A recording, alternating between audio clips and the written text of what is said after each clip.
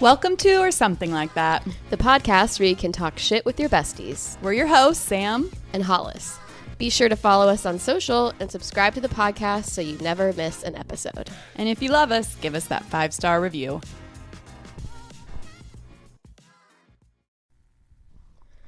All right, we back. Hello, how are you? I'm good. Yeah, I'm really good. I had a fun little weekend excursion this weekend. Yes. Well, we were talking last week about how big of losers we are and we don't do anything, but you did something social. Yeah. She had a social plan, folks. I did. My fun friends who live in Indy. Well, it's not that you're not fun, but my friends who like do a lot of stuff, you know? My friends that don't have children. Yeah. My one that friend, are still living their lives to the fullest. No, but my one friend especially, she's cool and she's like always out going to shows still, and she works at the Marat, so she's always like in the know. The past versions of us. Yeah. So she fun. She got the girls together. It was a group of 4 girls. It was super fun. We went to a DJ show. Yeah, it was really cool. The theme, these DJs are awesome. They're like a brother-sister combo. Oh, you don't see that often. No, and they had these rules or suggestions. They don't want you to use your phones. So when you go in, the door guy puts a sticker over your phone camera. Interesting. Yeah. So you can feels a little sex party. Yeah, it was it was cool. I liked it. And I was surprised like most people were like abiding, you know, and you could bring in like camcorders. So the theme was kind of 90s. They're like dressed like Y2K. So everyone dressed up kind of. That's hot right now. Yeah. Yeah, it was super fun. And they don't like, a lot of DJs like elevate themselves, you know, and it's always like you're like praising the DJ or whatever. But they ask that the audience doesn't look at them or just watch them the whole time, to like kind of dance with the people you're with. You know, be present, have a good time. Yeah. Or like community. Nice. Driven. It was really fun. We had a good time. Cool. Yeah. And it wasn't like blistering cold like it is now. So. I know. Yeah. It was a good weekend for a social plan. It was, it was nice weather. Yeah. The weather that makes you feel alive and human again. It does make it a lot more fun to go out and do stuff when it's not freezing. Yeah. The prior weekend would not have been great. And quite frankly, today it's about 12. So yeah. Rough. Yeah. I don't have much other than Pilates is killing me. Pilates remains the most humbling thing that I do. It's something that I feel like looks easy when you watch it. You're like, oh yeah, I could totally do that. And it's literally the hardest thing on the planet. Sometimes I look up videos on YouTube of how to do like a particular like dumbbell exercise, and for some reason occasionally I find women, but it just tends to be these like muscly guys that are always doing the tutorial videos. And I have this like fantasy where I really just want to take all of these like strong muscly guys and put them in a room together and be like, do this Pilates workout. Oh, they would and crack. See how they fare. It's like most men I know who do yoga for the first time are always like, whoa. Yeah. And Pilates is like next level. It's next level. Do you do it at home? Yeah. See, I've always wanted to take a Pilates class where they use those crazy contraptions. Right. See like the machines. See what that's about. Yeah, I can't imagine if the contraptions make it easier or more challenging. Yeah, I would imagine it's a little bit of both, because I would think using the contraptions probably helps with your form, which can make it easier in terms of like having the form right, makes the movements feel better. But I also think it makes it more challenging at the same time, because the form is what really works the muscle. Yeah. You know? So anyway. There's this Pilates place down the street I've been wanting to try, because I'm down. Let's go. I keep getting their ads. Yeah, well, of course. Because I think I'm close enough. And I drive past it every day when I go to work. Club Pilates. But I'm afraid it's going to be like too intense. Club. No, just like too douchey. Like, welcome to Club Pilates. And it's like they play rave music. And it's just like, okay. Well, we don't know until But I don't we know try that. it. I don't know that. I'm being overly judgmental before I've even stepped foot in the place. That's right. But it probably is expensive too. That's the other drawback. But I bet like you get a free class. So like, try it. We should try it and just see. Let's do it. Yeah. The other thing that I need to bring up is, and I feel like a lot of people who are in relationships, especially with men, can relate to this, but I have just discovered that my husband really only has one clear mission in life, and that is to come into the kitchen and do some elaborate thing while I'm trying to feed the kids and like clean up. And it's like that meme that says behind every great man is the drawer you need to get into in the kitchen. And the amount of rage I feel for literally no reason is like, I'm unwell. No, there is something about like being in the kitchen and somebody else is in there when you're like, can you just get out? Yeah. And like, I fully want to clarify, like, this is a me problem. Yeah. But I do feel like there's something about me being in there with the kids where he's just like, oh, good idea. Yeah. Let me come in and do my thing too. And it's like, no, like, get out. Oh, that looks fun. Let me try that. Yeah. I'm trying to go back and forth from the sink to the stove because I'm like getting stuff ready for the kids. And then, you know, you're trying to like clean as you go. Uh-huh. And then he's like right in the middle of it, like chopping all these vegetables for like some elaborate Asian soup. And I'm like, get out. And he's like, where's this? Where's this? Oh my gosh. Like, that's another have you thing seen this husbands thing? Classically do. Yes, I have. I've seen it. And yes, I have. It's where it's always been. You've seen it too. It's in its permanent place where it always goes. That's right. Okay, I feel like we've got a lot to get into today on our reality check episode. So let's just get right into it. I do have a few things I want to talk about in terms of the ongoing drama of the Craig and Paige breakup. We talked a little bit about that on our last reality check episode. And I really am struggling with a particular comment that I saw. And strangely enough, I feel like this is all sort of the same sentiment. And that's what makes it like so complex. But anyway, just a little backstory. Paige posted a video on TikTok, and I think it was just her and Hannah, who is the co-host of Giggly Squad with her. They're like on a live tour of their podcast, and I think it was just a little video of them like backstage, and it was them dancing and Paige kind of lip syncing to a song, and I don't remember the exact lyrics, but it was basically like all the women out there who like doing all this stuff and don't need a man, that kind of thing. There was a lot of just like nasty comments, right? Yeah. I'll just read some of them. Let's see. So full of herself, no reason. Paige is boring. This is vile. The more she has to convince us she's a successful, independent woman, the less I buy it. There are classier ways to get the point across. Grow up, child. Paige, calm down. We just love Craig. A lot of she's a piece of shit. She's not even pretty. Don't get it. She wonders why people don't like her. These are all women? Yeah. So, and I'm going to get to the comment that I feel like is really just a lot to unpack. She is disgustingly sick. I believe she's a rude person. She needs to grow up. So this is the sentiment. Okay. Yeah. And yeah, most of these are women. So then I think this was actually in the podcast Facebook page. Someone basically posted, hey, I saw all of these comments on a video that Paige did, and they said, sure enough, all the women hating on Paige were really old and ugly after a glance at their profile pics. It's so pathetic. I mean, it's almost like a nice thing to say, except for it's doing the exact same thing. And that's where I feel like a lot of these comments, yes, they are being made by what we are assuming are women. Now, it's hard to know on social media. That's true, I guess. It's a handle, it's a profile picture. You don't necessarily know. But from what you can... how they're presenting. Deduce from what we have, yes. I do feel like a lot of these comments, it is internalized misogyny. And then you see a comment like this where this person is, defending Paige and saying, that they don't agree with all of these comments, but yet also it's internalized misogyny that's making her say all these women saying this are old and ugly. Yeah. And it's just, at what point as women are we going to stop doing this? Right. I know. I feel like we've made strides in that direction. Right. But it's still, a lot of work to be done. The women supporting women, I feel like that's a phrase that most women use and live by to a certain degree. But then you go on the internet and it's like, wow, has anything changed? Because the comment, I don't know. I don't spend much time in the comments, and I cannot imagine what it must be like to be a person who receives a lot of them. Right.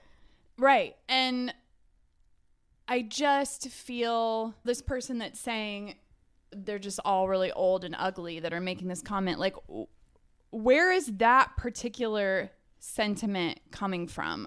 I really think it all just goes back to the fact that so much of our value is wrapped up in how we look and really like how old we are.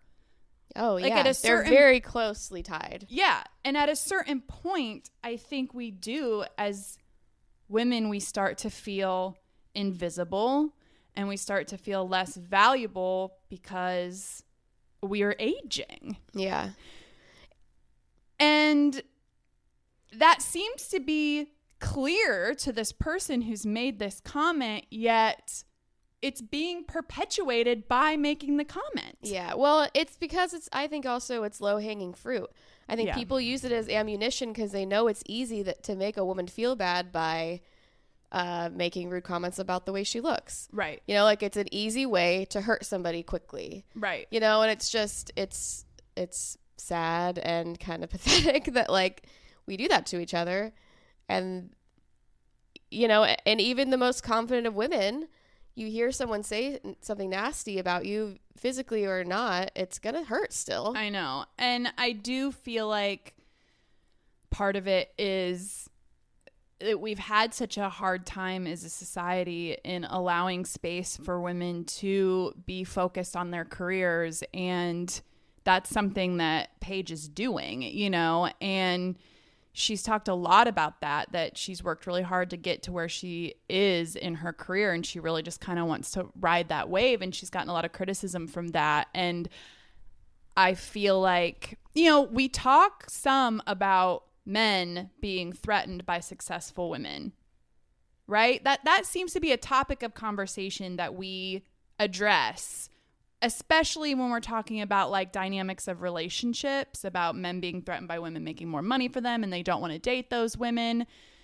But we don't talk a lot about women being threatened by other women in that position. And I really think that's another thing that's driving a lot of this is I think because we've had so many barriers in place for so long and we're finally starting to break through some of those, I think sometimes it's hard for women to be happy for other women, right? Because they weren't allotted that for themselves, or they weren't able to pave that way for themselves, right? You know? Oh, absolutely. I think it's definitely when you see somebody with something you haven't been able to get, right? I think it might be just as simple as jealousy, you know? And yeah, like I said, you use easy targets to bring them down to make yourself feel better. Like it's kind of like textbook a little bit that way, but I don't know. It seems like too simple of an answer. I know. But it's like, is it just that, yeah, and I hate that as women we do that to each other. I know. You know, that we can't like... And I feel like if we spent more time focusing on how can we break down these barriers for one another, and move ourselves forward together, that would be a much better use of our time. Yeah. You know, and understanding that like, seeing another woman happy and confident doesn't mean that you can't be. Exactly. Doesn't mean that she has something that you don't have. It's not a zero-sum fallacy that like there's only so much confidence and happiness to go around. Right. You know, that like we could all have that. And we should all be happy for each other. Right.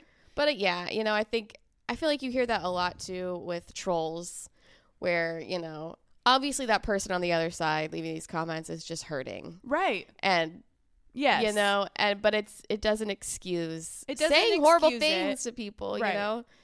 And it's also sad to me that a lot of these people are women. You don't really see men doing this. Yeah. You really don't. You know? And I feel like even in terms of just supporting one another in like business ventures and things like that, I do think you tend to see more men doing that.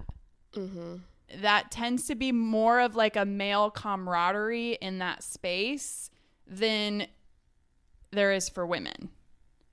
I just mean historically in terms of curating a professional life for yourself. It just feels to me like there's been more support amongst men for each other than women. Yeah, I could see that. Yeah, and I think a lot of that has to do probably too with the fact that, you know, women weren't allowed to be in the professional space for so long. Yeah. You know. Yeah, it's sad. I mean, how do we fix that? I don't know. I mean, I think it's just so deeply ingrained, this, you know, how and why women are valued. And that's really what it comes down to. And I don't know how that changes other than first and foremost, it starts with us. We have to change it about ourselves. And you and I have talked about that a lot. It is hard. Yeah. It's hard to not care about what we look like or how we present ourselves or the fact that we're getting older and people aren't noticing us as much. And, you know, we don't feel like, you know, we walk into a room and people look, and like that's really, really difficult to grapple with. And I think that's where it starts, and that's why the progress is so slow. Right. It's so easy for us to do it like for our friends and our family, but we can't do it for ourselves. And then we're clearly really struggling to do it for strangers. Yeah. And so, yeah, I really think that's what it starts with. And, you know, this kind of ties into, I did want to bring one thing up about the Justin and Blake saga. And one of the things that's really stuck out to me, you know, his whole narrative about her trying to take over the project and the film and all of that, it really all kind of started with her wanting to have control of the wardrobe, which, okay, I mean, she's a fashion girly. She was also 4 months postpartum, which is like a vulnerable spot for a woman to be in when you're talking about your wardrobe and your clothes and things like that. Your body's very different after having a baby, especially just that soon. And so I feel like that's really like neither here nor there in terms of her wanting to have some say in what she's wearing. Fine. But this, I think, was on like the first day of filming the movie. Some paparazzi got photos of her in her outfits, and those photos were leaked. And that was sort of the first, I want to say, like, uh-oh moment for Justin and his team of being like, oh, like, you know, she really wanted to have control over these clothes. And I guess the feedback from the photos was like very negative. People were fat shaming her. They were saying that she didn't look good in the clothes, that it wasn't a good, you know, all of this stuff. And it's just like, that would literally never happen if it was a man. Never. Yeah. First of all, the paparazzi probably wouldn't even be taking pictures of the man in the clothes. Yeah, no. Like, people just don't care enough, you know? And even if they were, and there were photos leaked of first day of filming on a set for a movie, the topic of conversation would not be, oh, look at what he's wearing. He looks awful in that. Like, he looks terrible. Those are awful choices. Like, what was he thinking? And it's just like... Yeah. No, it's like in red carpets where, you know, women get asked certain questions, and it's always about their clothes. It's always about, you know, their makeup, stuff like that, who's watching the kids, and they don't ever ask the men those questions, you know? No, never. And it's the same thing. It's like there are different rules and different Yes. for men and women in all walks of life and in every profession. Yeah. You know? It's just, I don't know what the answer is. It's almost like, how did we even get here? Yeah. And the thing that keeps coming up from everything you've been telling us about the Blake Lively, Justin Baldoni thing is it's just like the misogyny is so deeply rooted, it feels like. There was clearly a certain way you wanted her to show up and behave. And because she didn't do that, then she's this monster. Yeah. You know, where it's like, and that's where I feel like men especially don't understand that what is misogynistic is misogynistic. Right. The fact that like they had these expectations of her as an actress and as a woman of how she was supposed to behave. Right. And because she's a famous person and she knows that she can do more of what she wants, she has a little bit more power behind her name. She showed up and was like, no, I'm going to do things a little bit differently. And they were like, what the hell? Yeah. That's kind of what I'm getting from all this. I don't know if that's accurate or if that's just like my impression. And then they're shocked because they don't understand that having expectations like that for a woman is misogynistic. Right. Well, I think sometimes we can mistake it almost for thinking that we're being supportive or understanding. And like, here's an example. Blake, at one point, she asks if they can do body scenes at the end of the schedule. And he responds and says, you know, it depends on location and cast availability and all that. But then he goes on to say, you'll look amazing. We'll work through whatever you're insecure about. The last thing you need to be worried about is your body.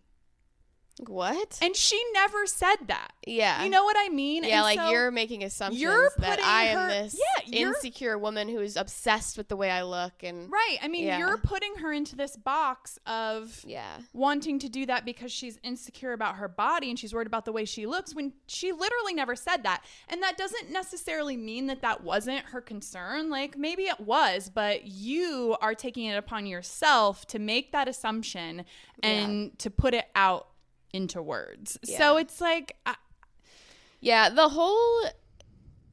whole vibe of, oh, I'm this feminist, a woke male, is just screaming scam artist to me. It's just screaming phony. I don't know. It just doesn't read as authentic to me. It's almost like he read all the books, he knows what to say, he knows all the keywords. It doesn't mean that you truthfully believe that women are equal to you.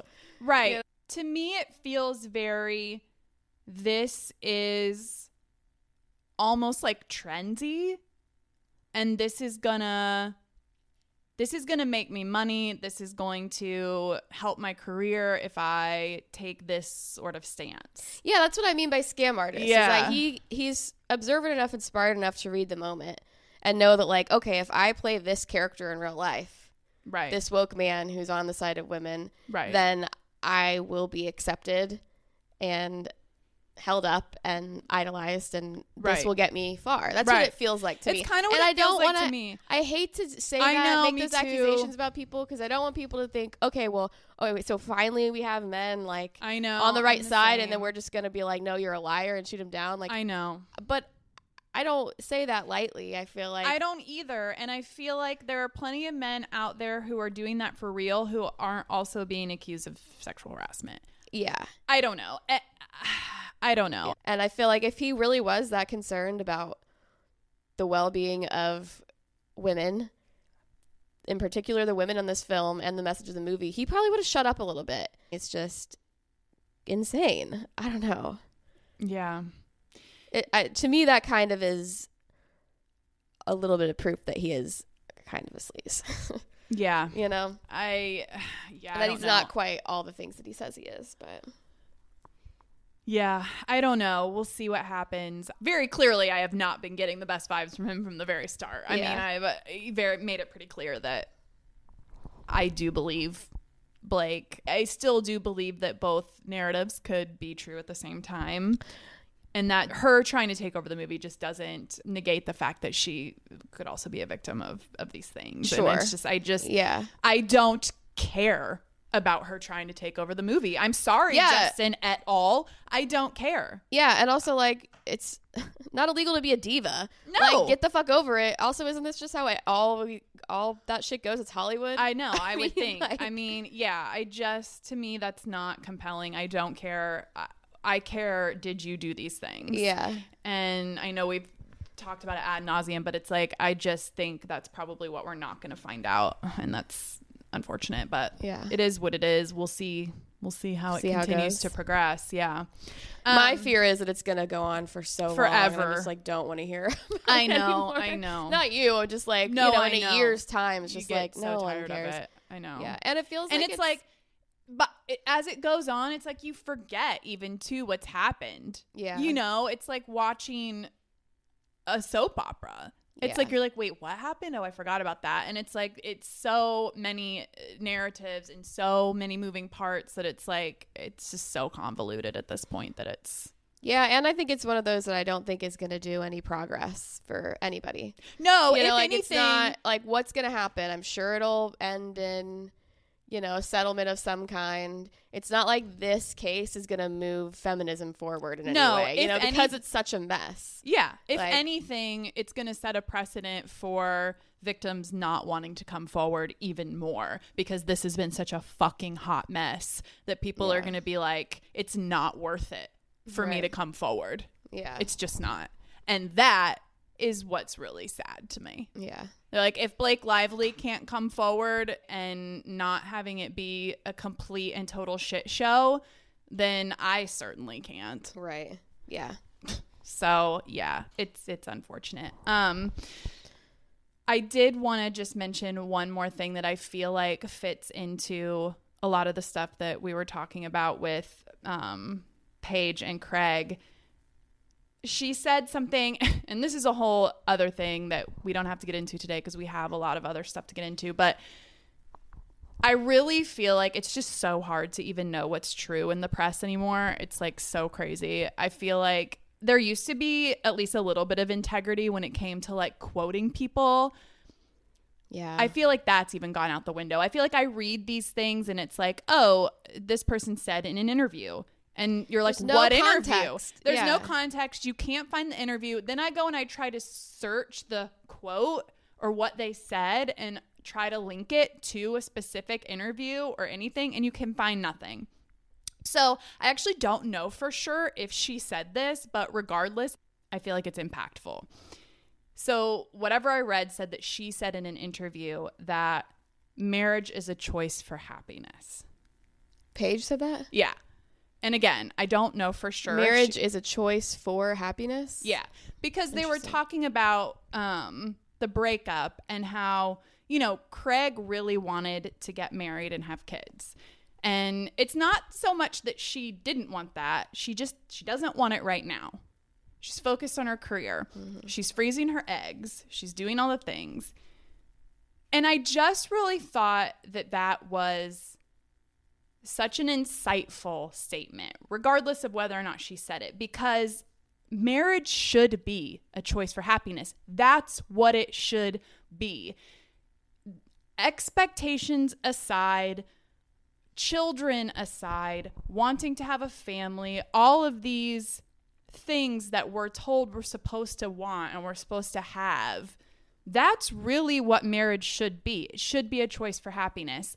And it also made me think about that statistic, which I don't know if you've heard this. I think I've said it, and maybe I've said it on the podcast before, but there's a statistic out there that people who report being the happiest, it's single women and married men. Mm-hmm.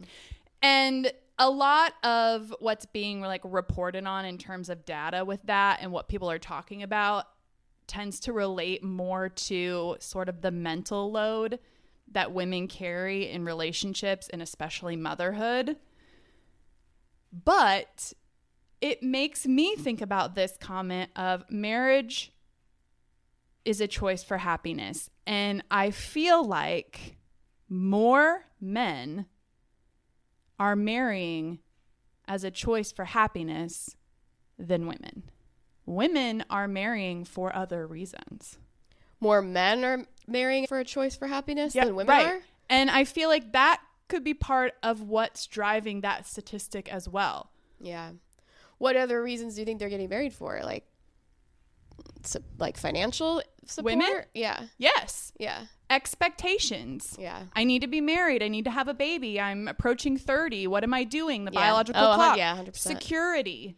Yeah. I also feel like there's this idea that like women are supposed to want and have this big fairy tale wedding. Yeah. I feel like a lot of times people get married just for the wedding. Oh, absolutely. You know? And so, yeah, I think I really wish as a society we could embrace that idea that, yes, that's what you should get married because you want to be married and you want to be married to this person because it makes you happy. Yeah. And that's it.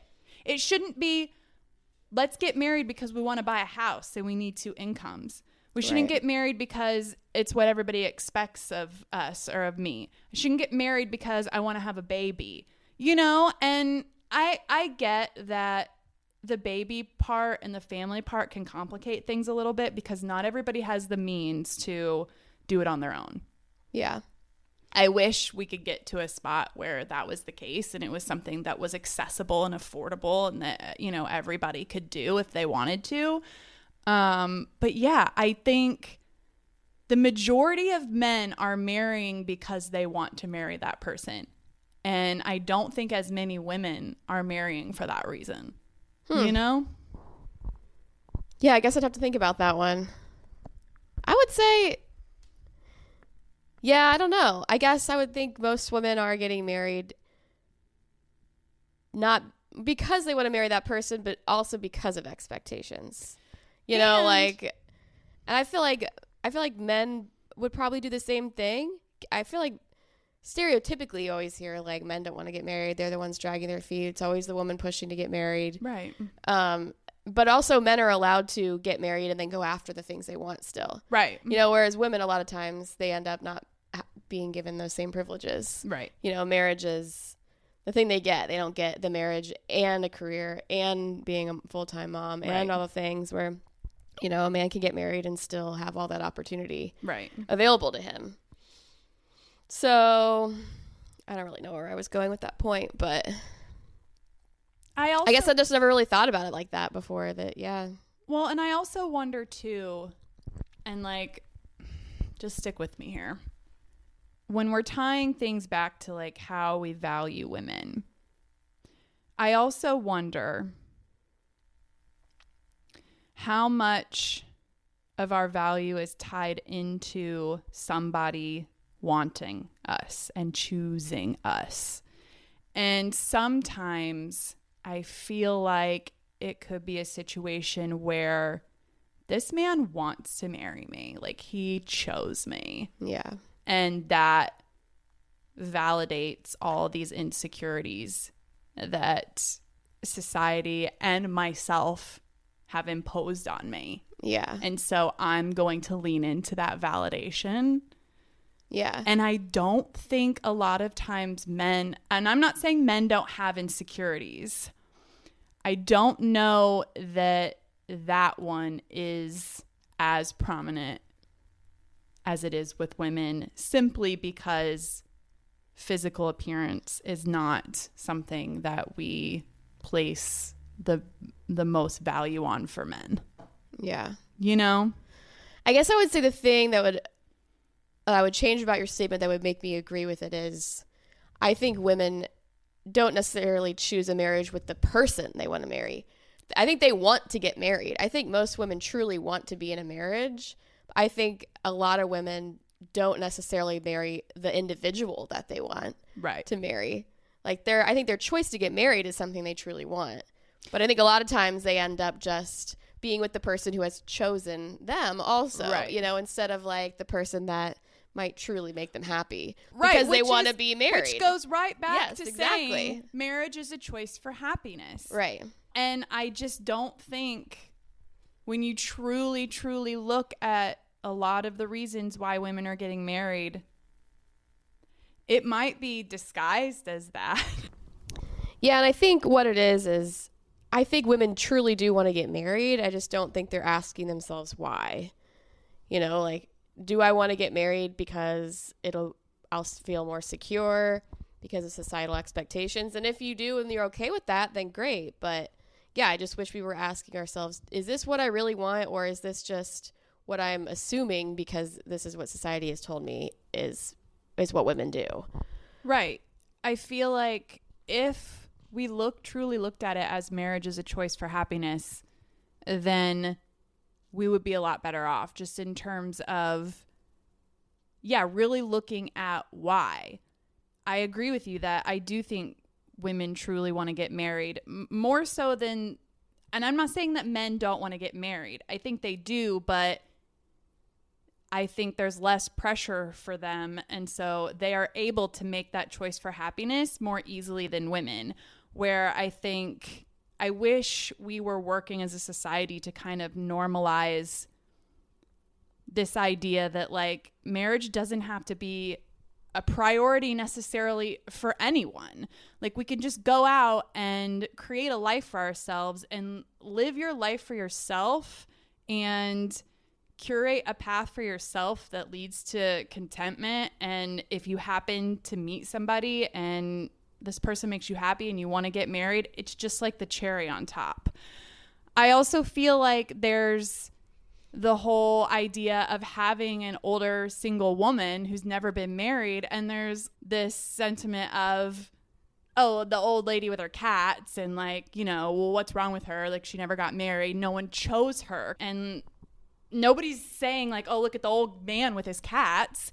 Yeah. You know, it's just like, oh, well, he just never wanted to get married. Well, why is it always on their terms? Why are they the ones doing the choosing? Why can't a woman just choose for herself?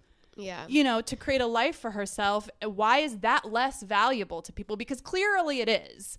You know, you have Paige out here doing that, and people are really struggling with it, women especially, and it just doesn't make any sense. It's like we should really be working to build each other up and take inspiration from each other, you know, and that's just not what's happening. Yeah. And when you really think about historically why people even get married, it really just comes from like Puritan culture and like right. When women were property. Right. Like we're not property anymore. That's right. We're not being traded for a goat and a mule. Like exactly. we have choice and autonomy now. That's right. And marriage itself doesn't even have to, you know, when we're talking about things like companionship and connection and how we thrive on that as human beings. We do. That's been scientifically proven. We live longer if we have personal connections. Marriage isn't the end all be all for that. Right. You know? Well, and yeah, there's nothing wrong with marriage either. No. Like we're not married. I'm sitting here talking like I think it's a beautiful thing. I just think that it is oftentimes just the assumed lifestyle. Right. Especially for women. And that, yeah, we do have a choice now. And if it's not, you don't have to just rush into a marriage. And marriage doesn't mean that your relationship is better than any other relationship. Right. The piece of paper doesn't make your relationship superior or elite to anyone else's relationship. Right. Well, yeah, and I think a lot of it is more companionship than true love. Yeah. You know, like I want to find someone who I can depend on, be supported by or with. Yeah. You know that someone that I can have a family with. I think those, and I don't know if all those are like bad reasons to get married. No, I don't think so either. I just think. But yeah, I think a lot of it is expectation too. I do and too. I think that's culture also. You know, like the culture in America is absolutely. You get married, you live this certain kind of life, and there is a safety in that. Right. And I just think, I do think a lot of that expectation and culture is part of what's holding women back from focusing on their careers, chasing their dreams, and then looking at marriage as a choice for happiness. Right. After they have achieved all those other things. Right. Like the number one goal isn't, because I feel like it's just the general accepted way that you get married first. And that, you know, like that's a lot of women's main goal is to like get married, start a family. Nothing wrong with that. Right. Absolutely not. But then I feel like so often,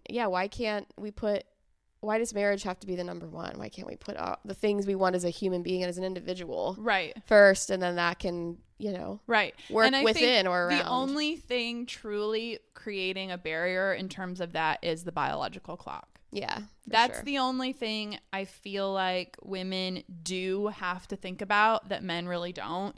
And if things like freezing eggs and all of that was more accessible, then maybe that would be a different conversation, but it's just not for a lot of people. And yeah, that's really that should be the only difference, the only barrier for women that we don't have for men. But our expectations are so different for whatever reason. Yeah. You know? Well, it's because when it goes back to culture, it's because we live in a patriarchal culture Yeah. and society Well, that was built yeah. by men for Yeah. men. And it takes, I mean, like how many generations for and things that's to what change, we're you know? trying Yeah. to we're trying to break that down. Yeah. We're trying. And we are. Progress is slow. Yes. You Progress is slower than expected. And it also is not always moving forward. I think It's not linear. Yeah, it's No. one step forward, 2 steps back a lot of the We're time. making a lot of unilateral moves. Yeah. But you know, we're going to be okay. And we're going to keep moving forward. We're going to get there. Yeah. We're going to try to get there. It'll be so much better for your daughters, you know? Hopefully. We hope. Yeah. Well, we certainly do hope. We hope. We're hopeful we're here. keeping hope alive over here. We're hopeful here. Or something Don't worry, like that. guys. You can always come here for a spoonful of hope That's or right. something. Or something like that. Okay. We've been flapping our traps a while. Yeah, So let's get into the get good in. stuff. So I did rewatch season 1, episode 9, The Dinner with the Psychic. Yeah, same. I only watched the dinner. Did you watch the whole episode? I think I watched like a little bit after, but no, not start to finish. So for those of you who don't remember, season 1, episode 9, the dinner party from hell episode is where they go to Camille's house and she has her friend Alison Dubois, who is the psychic, and she gets drunk. The drunk psychic. Psychic. And I had forgotten this. It helps her powers. Which Yes, has a couple the martinis. veil is thinner when she's drunk.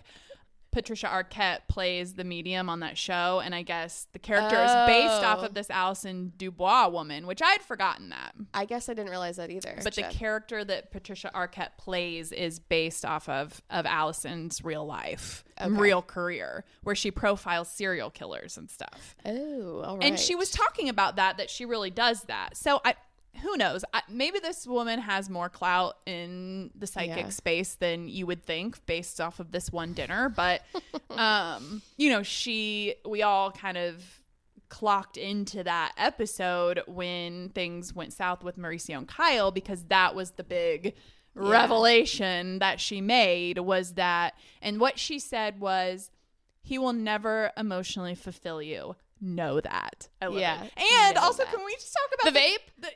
She's vaping. E-cig before. She is the vaping trailblazer. Yeah, and it was so funny because it was one that was like looks like a real cigarette. Yeah, but you could tell it was like the first iteration of a vape because it was like nobody wants it to look like a cigarette. Yeah, like, no, you know? We're trying to pretend like we don't smoke. And she was like smoking. She it, was like, insanely. Yeah. And they were all making it was fun like of her. a passy. Yeah. Like this vape. It was hilarious. the electronic cigarette, they were calling it. But yes, she said, he will never emotionally fulfill you. Know that. And then she said, when the kids are gone, you'll have nothing in common. Yikes. Which pretty accurate. Pretty accurate. Yeah, I think it's interesting. I mean, and it's like, but again, tale as old as time for so many marriages. Right. So like, You is could that truly literally psychic, say it about or, like, anybody, that could probably be and 80% of marriages. Exactly. And have a 75% chance of that coming to fruition. Yes. Right. Especially in the reality TV space, because it's where marriages go to die. We all know this. Uh-huh. So, yeah. But anyway. That is kind of what they're dealing with. Yeah. I mean, are we getting into that whole okay, side of the episode? I thought this was a great episode. Yeah, it was. This last one. There was no downtime. No. All the scenes were like, oh. Yeah. Since we started with the psychic, let's just talk about her conversation with her therapist / life coach. I want to just make sure that everybody knows he's also a life coach. He's definitely giving more life coach vibes than therapist vibes for sure. At first, I'm glad you said that, because I was like, this therapist isn't very professional. No. He's not saying very, I mean, it's not like he said a lot in the episode. I was like, he's not saying very many, he's not saying anything my therapist would say. Right. That's for sure. Yeah, I don't think he's doing EMDR. No. Anyway, not a lot of science-backed therapy there, maybe. No. But yeah. Okay. But that conversation was heartbreaking. Yeah, and for the first time, I think her life pissed really hit the nail on the head, where it's like, oh yeah, you guys don't have serious conversations. Like, you don't get into the messiness, the nitty gritty. Like, you're not telling each other how you really feel, which is what it's always kind of seemed like. Yeah. And especially with their breakup, I've always wondered like what their conversations about their marriage is. Right. And he kind of alluded to the fact that like they may not be having the ones they need to have. Sounds like. Right. And I found it really sad and heartbreaking when she made the comment about when they decided to take some space, and Mo then made a comment later on after they had something along the lines of, well, I didn't know if I could be on my own, and now I know I can. And she said it was hard to know, like, he didn't say I didn't know if I could be without you. It was more just like, can I be on my own and like take care of things on my own? Yeah. And then she also made the comment about, you know, I feel like he didn't really fight for me, and I don't know if it's because he didn't care to or if it's because he just didn't know how. Right. But either way, he didn't. And that was sad. That, I think, speaks volumes to her. And it also seemed very clear that, because we talked about this before too, where I said, you know, it seemed like Mauricio was out there really living his life and taking advantage of the separation in all the ways, and that Kyle really didn't seem to be, other than the rumors with her and Morgan. You know, we don't see her even outside of the show. Like, there's been no pictures, of her really out there with anyone else. And, you know, she made the comment about like being afraid to move on because what if he came back, kind of a thing. But I also couldn't help but think that there's also like a stigma there, and sort of this idea that she would be tainted goods, but he's not also. Yeah. I guess I didn't really necessarily read it that way. I took it more as like, if I move on with another person, he'll just automatically think, oh, I don't want to consider being with you again in the future. Right. That's what I'm saying. But not that like she's tainted because she's been with another person. No, but I just think that that's like part that's of it. gonna give her. See, I didn't really get that, but I could understand that perspective. I guess then I don't think he would think, oh, you slept with somebody else, so now I can't be with you. I'm not saying he would think that. I'm saying I think we internalize that as women sometimes. Yeah. And I think that she clearly isn't thinking that about him, because she's talking about if he came back. She's not saying, well, I'm not going to let him come back because he's out there. Maybe else. It's about her. And that could be an emotional thing for her as well, like to get emotionally involved with somebody. Then it might be difficult to untangle those emotions if he decided to come back. But I also feel like we do this as women too, where it's like, is he going to want me? Yeah. No, that is definitely, now men are allowed to be with multiple women. Right. Women are not allowed to be with multiple men. There is definitely a and I'm not stigmatization saying Mauricio would think that. Yeah. But she thinks I think that's something she could be thinking about, you know, and yeah. And I mean, I'm sure you get to that point and there's so many things you start thinking about that you'd never considered before, right? You know, and you start all new kinds of insecurities. Like, that's what's so crazy to me, is to think that they've been married for so long, they have 4 kids, and they're not having these conversations with each other. Like, they can't say these things to each other. Right. But, you know, I guess divorce is new territory, and they're probably, who's to say, like, how crazy it would mess up your mind.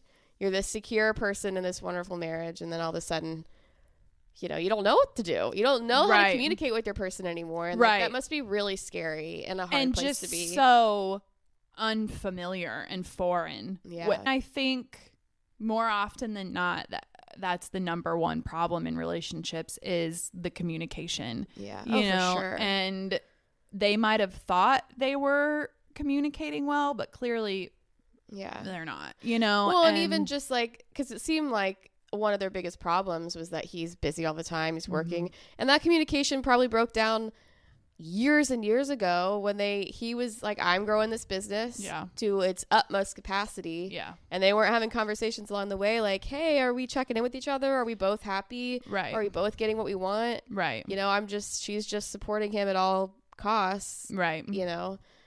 Yeah, and I also feel like it is so interesting too, like when men and women split, I just got the impression that like moving on to him was definitely finding other people to be with. Yeah, Where yeah. like moving on to Kyle didn't necessarily mean finding a partner right away. It meant like living my life as an individual and just on my processing own. this new normal. Yeah, and figuring out who I am, what I want, what does happiness look like to me. Yeah. Okay, so let's talk about the airport photo because that's how it ended. And did you know about the photo before the episode? The photo's been circulating for a while. Yeah, I'd seen it. Okay. Yeah, but I didn't really know. I feel like there had been photos like that already. Have there not Well, been? there was the Dancing with the Stars thing. Yeah, it was and really then, the only thing that I can remember where he's like kind of holding hands with his Dancing with the Stars partner. Yeah, and wasn't there like a skiing photo where he was like skiing with women topless or something? I feel like there's been multiple instances of him like. But this is the first one like very intimate. You could tell something was going on. Yeah. So this wasn't the Dancing with the Stars woman. This is a different person. That I know of. Yeah, this is a mystery woman. And yeah, I mean, I find it unlikely that he hired paparazzi to come and take that photo. Yeah, I don't think so. That seemed unlikely to me too. I mean, I guess celebrities do that. That just seems like so thirsty.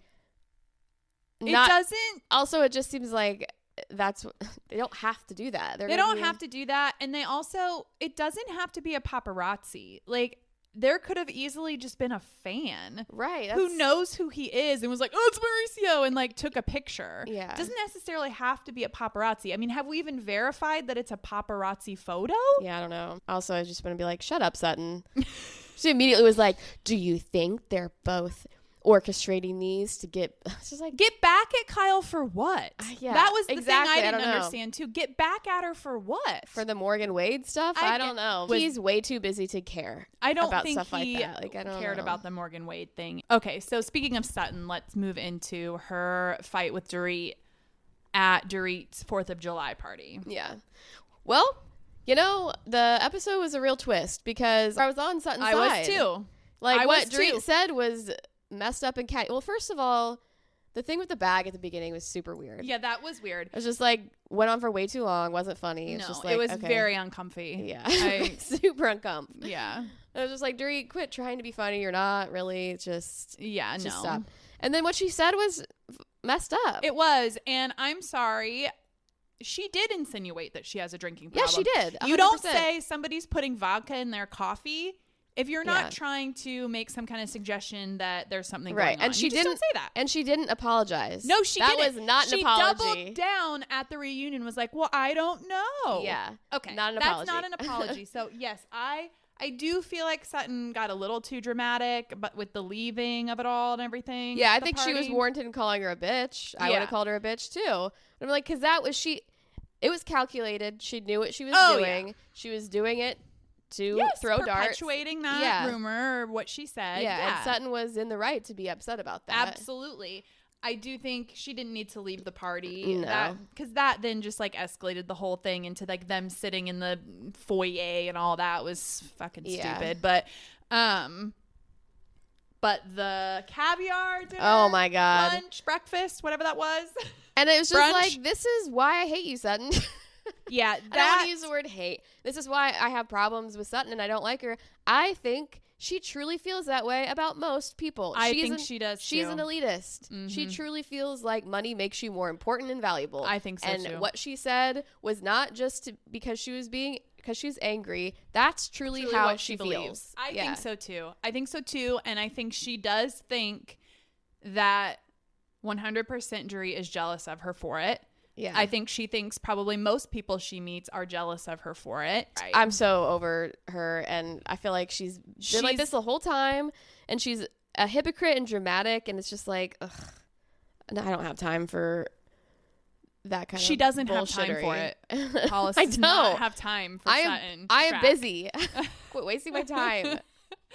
So yeah, it'll be interesting to see, I think, how it all plays out at the reunion, because I think it's very clear that none of the other women are behind that comment for sure. No. So, and it would just sucked because the episode right before that, we saw a glimpse into her life. We really I was like, okay, maybe I'll, I can understand a little bit the way she is. And then she says that, and I'm just like, that might as well have never happened because, I know.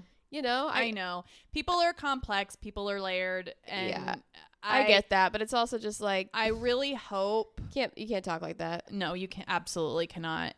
It's one thing to say it because she got defensive, but I think you're right. I do think she really thinks that. So we'll and see. I mean, it's possible she really apologizes for it, and depending on how that apology comes out and depending on the circumstances surrounding it, it's possible we may feel differently as things go on. I think she's going to double down, and I don't think she's ever. Well, she has. She doubled down pretty hard in her confessional. Yeah. So we'll see. Like, just the way she was looking at her, like sitting across the table, she was like staring at her like an evil. I kept being like, wipe that face off your wipe that face off your head, bitch. Yeah, I know. It's sort of like, what is wrong with you? What's like, that are you? I can't remember. It's Parker Posey. Wipe that face off your head, bitch. Dazed and Confused. Oh wow, that's oh my I don't remember that. When they're doing the initiation with the freshmen, Parker Posey's like, wipe that face off your head, bitch. Yeah, but I just want to be like, what is wrong with you? Why are you looking at her like that? Like you're a Disney evil villain.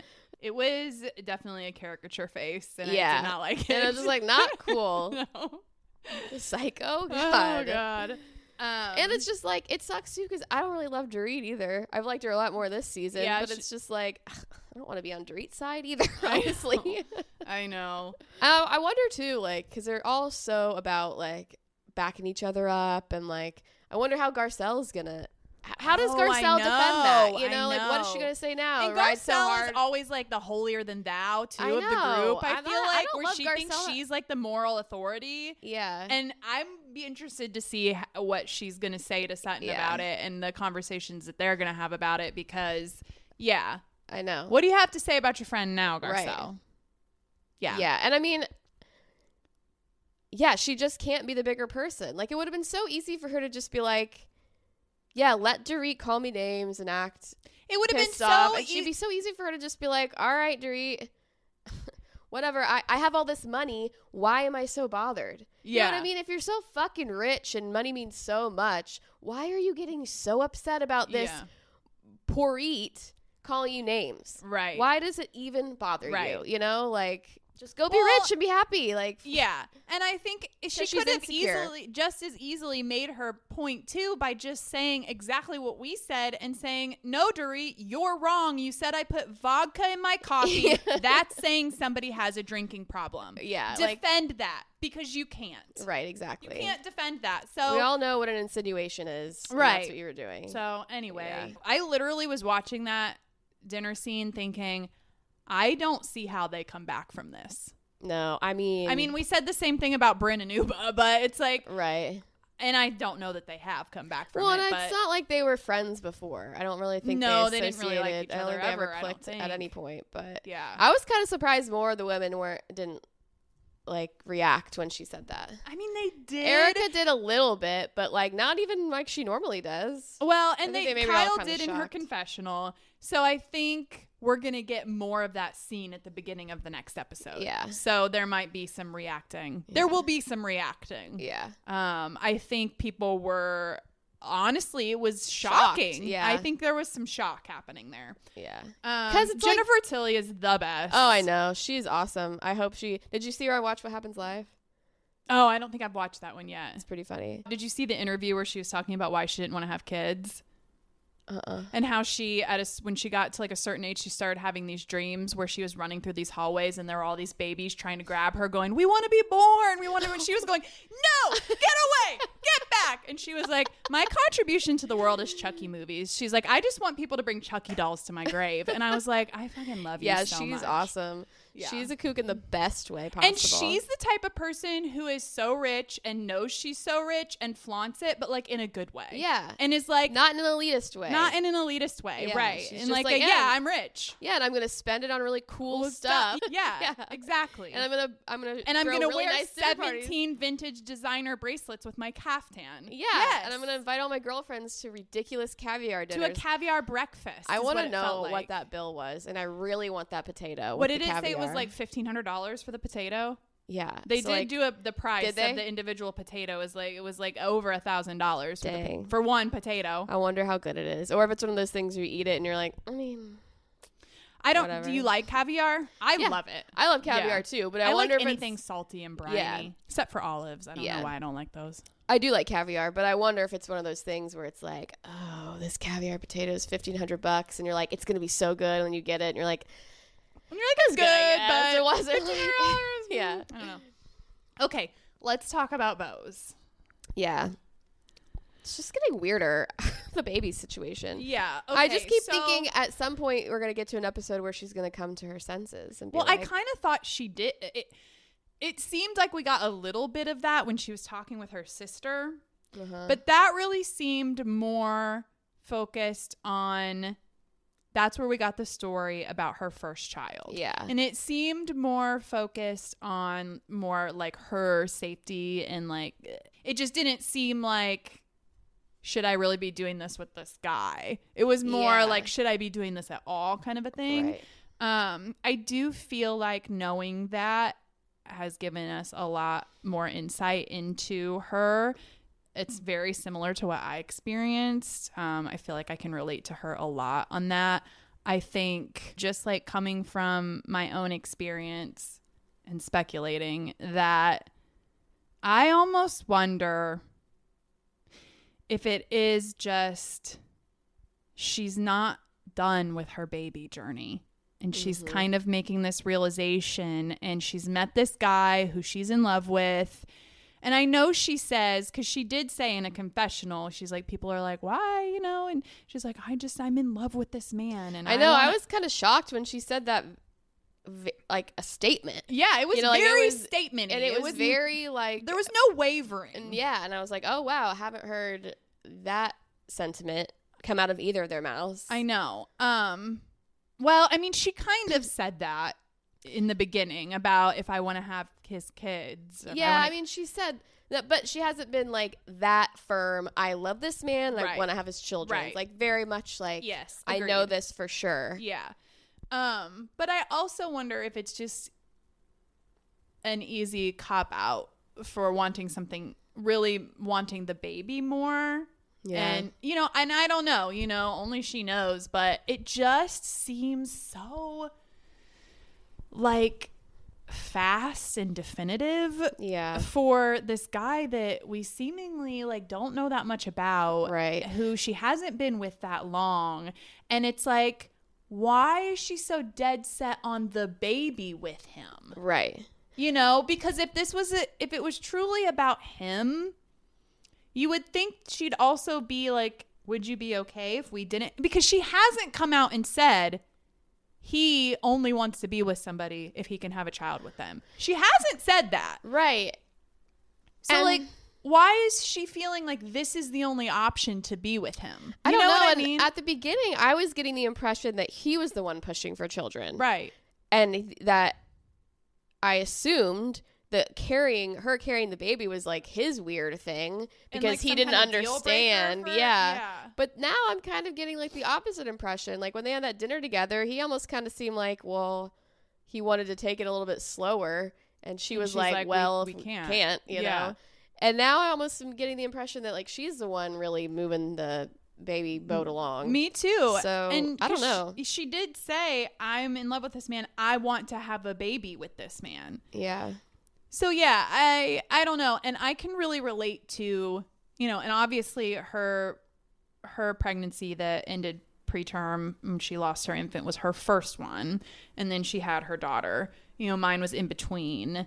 And I really had this like a strong urge of wanting to have, obviously I knew I wanted another baby. I did want another child, but there was also this really strong feeling of not wanting that experience to be my last one, you know? Yeah. Right. For sure. I could definitely ending on that. a positive note of like going to the hospital and having the baby. And so I almost wonder if she just feels like she's not done in terms of like, I want one more child and I want one more positive pregnancy and delivery experience, because she also seems very much like not even considering surrogacy or anything. Yeah.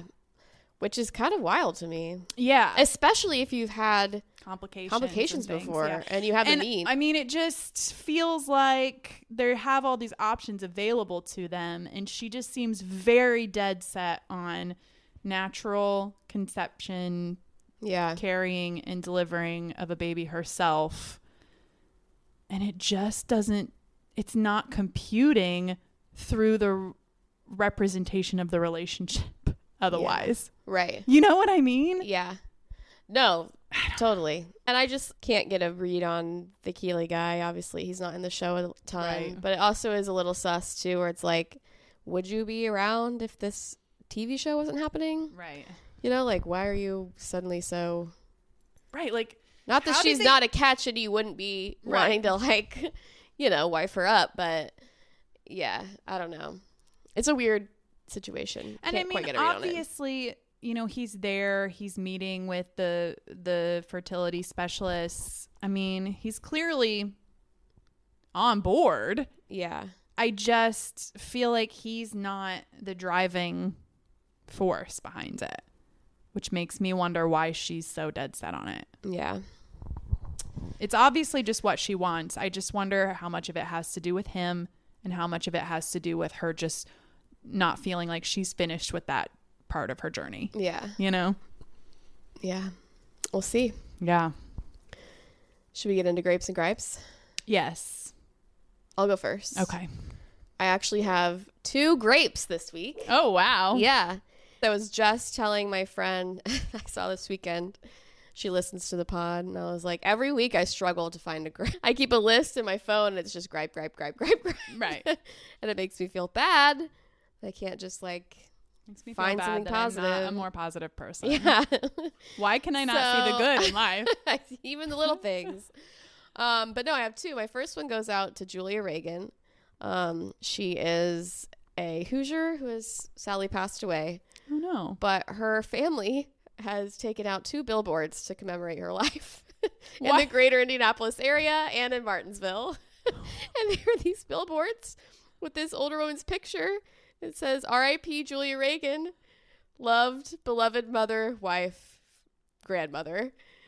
And I mean... That's amazing, yeah. Yeah, print and digital. There is a printed I don't know billboard. why I was like thinking this was going to be a tragic death. And I was like, why is she laughing about the bill? It's going to be like missing or something. And I was like, wait, what? This is a grape? I mean, I just thought that was so awesome and hilarious. And I hope to someday have a family who loves me so much that they... take out multiple billboards. Well, yeah. To commemorate my life. Absolutely. You know, and her spirit lives on forever. If you go first, I'll do it for you. Awesome. Yeah. Thanks. And then in the name of Sutton Strack, I'm going to shout out Sisterhood. Sisterhood. It's a grape for this week. You know, having you to do this podcast with, going out and seeing my girlfriends and going out and doing a show with them. It's just so fun. I'm so glad that I have better than the girlies. Yeah, I'm just so glad I have so many really cool, inspiring, wonderful women in my life to spend my time with. And that's truly what this podcast is about. Yeah, it really is. Fellowship in sisterhood. Yeah, I've been so lucky to have so many wonderful girlfriends in my life throughout the years. And like that, I mean... I did. I got like driving home. I was like, God, my fucking girlfriends are the best. Like, I'm so lucky to have boss ass ladies around. Well, thanks. Yeah. So those are my grapes. No gripes this week. I got nothing to gripe about. That's amazing. Yeah. Okay. Well, my grape and gripe are the same thing. So my grape is going out to peanut butter stuffed chocolate covered dates. Oh, my Lanta. I made these. I have decided it is the absolute pinnacle of a sweet treat. And if you've been following along here or something like that, you know we like a sweet treat. Yes. If you could make chocolate covered dates your entire personality, I've done it. I can't stop. I had some and they were seriously good. They were super bomb. They're delicious. They're also just like low stakes. Like they're easy to make. You can even, like, my 5-year-old helped me and it wasn't a miserable time. Like, because it's easy enough that, you know, you're not making a huge mess. It's only 3 ingredients. And then my gripe is also going out to peanut butter stuffed chocolate covered dates. Why? And you're looking at about 20 grams of sugar a pop for these babies. Uh-huh. And I just feel like ancient peoples were like absolutely beyond thrilled to discover dates. They were like, these are amazing. We have so much energy for like our hunting and gathering. I cannot believe we found this superfood. Like even the 5-year-olds like them. This is incredible. And now we're living in a world where I have to be like, should I eat that date? There's like a lot of sugar in it. So, and that's it. Well, that's too bad because you brought me a bag over of like 10, and I mean we each had 1 or 2 when you were here, and then I crushed the whole bag that night. That night. Yes. No, I think I ate 2 the next day. And then I was like, well, it's just dates. So I was like, there's honestly not that much chocolate and just a little peanut butter. It's dark chocolate. I was like, but there's that. It's natural peanut butter. 20 grams of sugar, I guess, is kind of a lot. But I was like, I can eat a bunch of these. It's fine. It's a date. It's fruit. It's a date. It's fruit. Exactly. And I wish that was still our reality. Yeah. That we were like, this is an amazing superfood, and I'm going to gather so much this afternoon. I hate watching what I eat. God, it's just the biggest bummer in life. And instead, we're like, there's 20 grams of sugar in this. It's like when I realized dried mango, even the ones that aren't coated in sugar, I was like, ooh, yeah, I can't be crushing the whole bag. Right. This is not a healthy snack. And anyway, I think that's all we've got for you today. All right. All right. Love you guys. Bye. Bye.